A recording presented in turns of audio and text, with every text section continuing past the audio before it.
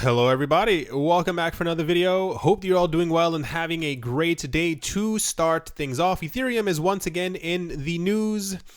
Ethereum, the world's second largest cryptocurrency, is coming under particular scrutiny from US federal regulators, the Wall Street Journal reported on May 1st. According to the Wall Street Journal, regulators are debating whether or not to classify Ethereum as a security under US law. The Wall Street Journal cites source familiar with the matter who report that regulators have declared that Ethereum, the world's largest altcoin, is in a regulatory gray zone. A major concern reportedly being raised is now Ethereum was first distributed in a sale of Ethereum starting in July 2014. The Ethereum Foundation raised over 31,000 Bitcoin, around $18 million at the time, in one of the world's first ICOs. Because the funds were used to develop the Ethereum platform, the Wall Street Journal said regulators are concerned that the sale of Ethereum was arguably a security sale, especially given that many investors likely bought the coin speculating that it would eventually rise in value. If Ethereum is deemed a security, then under U.S. federal law, it should have been registered as such with the U.S. Securities and Exchange Commission, the SEC, back in 2014 before being sold to U.S. investors, the Wall Street Journal notes. This has been going on for a couple of days, and I thought they had, not that they had kind of worked it out, but there's a huge amount of people who are higher ups, whatever you want to call them, who are trying to make sure that Ethereum is not a security for obvious reasons. There are a lot of people who have a lot of money invested in Ethereum, and especially if you are one of the main people behind this, there are going to be a lot of penalties if they are declared a security, and they are 4 years behind on registering with the SEC. But exactly what's happening is that the regulators are slowly starting to realize that the old rules don't really necessarily apply anymore to cryptocurrencies because of how old the laws are. So what is probably going to happen is I don't even know where to begin on this. There are a lot of people who are, like I said, who are trying to make sure that this is not declared a security, especially because Ethereum is now mined, but they are still saying because the Ethereum Foundation exists, if they can find a way to prove that the price of Ethereum is based on the efforts of the Ethereum Foundation, then they may declare it a security. This feels like, at least to me, what I think it is. It's either going to be a very strong slap on the wrist and kind of a way for them to tell other people to, hey, get in line. This is exactly what happened to them. You know, you guys didn't know. No one knew. Whatever. We'll slap you on the wrist. We'll give you a couple of penalties and you kind of move on. Or this is going to be a complete drag through the mud. And by that, for those who do not know, it literally means dragging someone through the mud and letting other people know that this is what will happen to you if you do not comply. No idea at all exactly what's going to happen with Ethereum, but you better believe if Ethereum is labeled a security, then probably every other coin that we've had, except for maybe ones that have like hard forked and stuff like that, will be deemed a security, which could either be I think a lot of people think it's going to be a blow to the industry, but this is where the institutional money will probably flow in because everything is kind of labeled and they know exactly where things stand and what has to be registered. But as far as the entire idea of being able to control your own money and having control over what you own as far as cryptocurrencies, that will be almost completely done at this point because everything will have to be, at least if you are living in the US, will have to be registered with the SEC. Not to spend too much time on this, but this is a constant debate going on. I'm hoping that they kind of, I feel like there will be some type of penalty for 2014, but because of the way that Ethereum is built now, I'm hoping that they'll kind of get it under control. But even then, there's still no final word on when any of this ruling or whatever the case might be will end up happening. So everyone's just kind of holding their breath at the moment, and this is probably the reason why the market is going sideways, because everybody just wants a definitive answer. Next up, we have news about ICOs. The initial coin offering industry has attracted a lot of attention. Projects have raised hundreds of millions with relative ease. That momentum is seemingly coming to an end as of right now. Funding of ICOs throughout April was the lowest in the past 8 months, an unsurprising development, although the total amount of money raised is still pretty significant. So because the governments around the world have announced that they do not care for ICOs, this is one of the main problems that I had, and a lot of people disagreed with me, and they said, that because of what cryptocurrency is and how cryptocurrency is, everyone should have the right to create their own coin because it's a free market. I 100% get that, and I slightly agree with it. The problem is that human greed exists, and so many of the ICOs that have come out have caused people to lose their money. And it's not even just like it's been a few. I think it was $300 million of funds were lost last year from fraudulent ICOs. And this is kind of the reason why the government has started to step in on cryptocurrencies, and it's because of ICOs. We existed for a long time without any scrutiny at all. There was nothing about it. And now a lot of countries China has officially banned the ICOs. South Korea has been talking about completely banning ICOs. Japan has also come down. There's so much regulations just around ICOs. So it's not unbelievable to see that there's a 44% decline in what's been going on. A lot of major ICOs, a lot of coin offerings that were talking about being started, or they were talking about we'll do it in a couple of months. They've all completely dropped silent, or they have completely stopped their ICOs because of that. Kind of proves that a lot of them were just going to be scams, and a lot of them probably also didn't want to get into any regulatory trouble or have to sign up for this or whatever's going on. I think that we have come to the end of a very fast era, and that is the era of making quick money with ICOs. I think ICOs are definitely going to continue, but they will definitely be in this sandbox area like we spoke about before, where countries are definitely hovering over them to see exactly what's going on, because realistically, ICOs are the same as IPOs. IPOs, if you want to get your stuff listed on the stock exchange, the government is going to be on your back. And because these things are typically pre-mined, this is kind of where you're not any longer in a gray zone, and the government is going to definitely want to know exactly what is going on. But yeah, just what's happening in the ICO space. I'm glad, and I mean, I like that, the scams won't be as prevalent anymore, but it's kind of sad to see that so many good projects that could have gotten started or would have been started in the future are completely hampered down now because other people thought about a way to make a quick buck. Next up, Crypto UK, a self-regulatory trade association for the UK cryptocurrency industry, addressed several members of parliament, the MPs, members of parliament, to advocate for favorable regulations in the sector. The association set out its proposals in writing to the Treasury Select Committee's inquiry into cryptocurrencies today. The inquiry intends to examine the role of digital currencies in the UK, including risk connected to their usage by consumers, businesses, and the government. While regulators around the world have claimed that cryptocurrencies are instruments for criminal activity, Crypto UK said that regulation should concentrate on brokers and trading platforms rather than digital currencies themselves. The Ripple team was actually I believe they're actually in the UK, or they were just in the UK about a day ago. They also had to sit before multiple UK committees, and they were actually being scrutinized as to why cryptocurrency should be legal. Why should Ripple exist? They were kind of asking, all the hard-hitting questions, if you will, about cryptocurrencies. I didn't read through the entire thing, but I think the Ripple team did kind of good. They were also, what I pointed out before, about a week and a half ago, the Ripple team has made sure to be the only cryptocurrency team to come forward to the UK government and tell them exactly who they are and that they will comply with regulations. So this is why I think they sat before the committee. Just a lot of talk about regulations and stuff going on right now. I think it's just kind of where we are. I was hoping to kind of be past it at this point. I'm sure you all were as well. But I think, or rather, I know you all know it as well. You just don't want to admit it. This all kind of has to happen. We knew this day would come. We knew that there would be a huge amount of scrutiny on the cryptocurrency network, especially as we got closer to a $1 trillion valuation. That's a lot of money.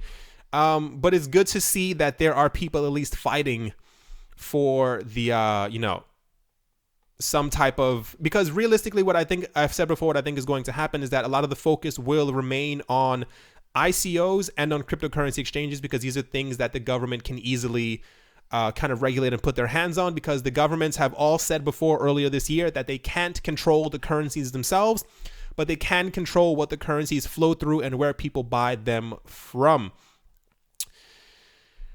Next up, South Korea is once in the news. South Korea's central bank, the Bank of Korea, the BOK, has recently announced it is considering cryptocurrencies and blockchain applications for its project for a cashless society. Local news Token Post reported on May 1st. According to Token Post, BOK announced the official launch of its cash-free society pilot in its 2017 report yesterday. The report mentioned that the bank has started exploring possible uses of blockchain and cryptocurrency, such as applying blockchains and passwords to payment. The bank has also established an organization for researching digital currency and analyzing possible effects of cryptographic money on the overall financial system. So, keep in mind, this is the exact same country 4 months ago that was talking about banning cryptocurrencies. This is why I think everything is a lie. This is why I think everything was coordinated. When there's no way on this earth that they were just talking about banning cryptocurrencies and how they thought that the market was too hot and they were talking about banning this, but now they're talking about introducing or having some type of crypto blockchain integration into their own systems to have a cash-free society. It's all kind of suspect. I know it's not just me who thinks so. Especially because all the countries that were talking about banning it before are now talking about integrating it and regulating it, and how much they love cryptocurrencies, but whatever. Japan also came forward a couple of days ago where they were talking about that they think that the end of finance would happen if more countries start to create their own state-run cryptocurrencies, which is exactly where I think that we're going. I think that we've reached a point where cryptocurrencies are no longer frowned upon, or whatever the case might be, but other countries are trying to get their hands on this system and or create their own cryptocurrency, as we've seen 3 countries do already or talk about doing. And I think we're going to get to a point where things are going to get so muddied, because I think a lot of this is being rushed into by the countries. I think they're so desperate to make an extra buck because so much of the world is run on debt, that a lot of the projects are going to end up failing, and it may not be, we'll see. We'll see exactly what happens, because I think a lot of this, instead of trying to have a level-headed approach on regulating cryptocurrencies, I think there's just so much greed in the system, especially by the countries. They're so busy trying to control everything as opposed to learning what the technology is and then kind of going from there. But my hands are in the air, and we'll see exactly what will happen as we go forward. The managing director of Comcast is in the news. Comcast Ventures managing director Gil Beta said whether Bitcoin is at $10 or $10,000, his team is bullish on blockchain and its application to major industries as well as to upcoming elections. Comcast Ventures is a venture capital affiliate of Comcast Corporation. Comcast Ventures invests in innovative businesses that represent the next generation of technology that will change, in their opinion, the way people live, work, and interact. Comcast Corporation is the largest broadcast and cable television in the world by revenue. According to Bedia, Bitcoin and other cryptocurrencies hold a real value. In 2017, people tried to speculate the bullish trend and wanted to get rich fast. The same is true now, but now they have slowed down to reflect on the real application use of these technologies. Beta also claims that there will be another surge and people will understand the true potential of this technology. This is yet another major corporation who has come forward to talk about cryptocurrencies and how much they believe in it. I'm not too sure if many people would remain bullish if Bitcoin fell down to $10, but I don't think it could ever get that low unless it was like banned across the world. I know a lot of people would empty out their bank accounts and buy it as quick as possible if it ever happened to hit $10 again. Next up, not going to spend too much time on this, but I think this is important because of what's happened before. Quick little history. In the past, we have had a lot of questions surrounding many cryptocurrency exchanges, exactly what they are doing, coins that have been created, why was this coin created? And then we got into the news in 2017. It was very big about auditing different tokens and coins and exchanges to see exactly if what they said was true. A lot of corporations and stuff have said that they are only possibly dealing with $2 billion in revenue, and then come to find that it's actually 45 billion, and they've been pushed under by governments and stuff like that. So when it comes to auditing, this is very big and is going to get bigger. But what's important about this is that typically if there has been a crypto company or a corporation or a project and they needed to be audited, or they told their investors or people on Twitter that they were going to be audited, they found someone in their company to audit it for them. So it's kind of like asking a bank robber to tell the police that they didn't do it. You can't find someone in your own circle to be able to do it. So Binance had QuantStamp audit all of their ERC20 tokens, which is very, very important. QuantStamp said that they didn't find anything suspect. They found relatively little problems. They found that there weren't any major issues when it came to the audit. The company assisted Binance by auditing all of its listed ERC20 tokens. The main focus was to determine whether or not these tokens were subject to batch overflow and proxy overflow O-Day vulnerabilities. Thankfully, the QuantStamp audit found that Binance's supported tokens are all safe from harm at this stage. This confirms that not every ERC20 token is created equal, but it is good to see the damage limited to just a handful of tokens rather than the majority of ERC20 tokens. So not everything that is built on top of Ethereum will be a winner. I don't know how many people know that. This is why, once again, I only focus on certain ERC20 tokens, because a lot of them are going to be scams going forward, and a lot of them are not built correctly. This is why it's always good to read around, and especially if you are on Twitter, which I'm not too often, start following the developers of the projects. I know it may seem a bit boring to you, but you will learn about this stuff that you have put your money into and exactly what's going on, because eventually you will be able to figure out who's a fraud and who's not. Not going to name any coins, but you know it if you've heard my videos before.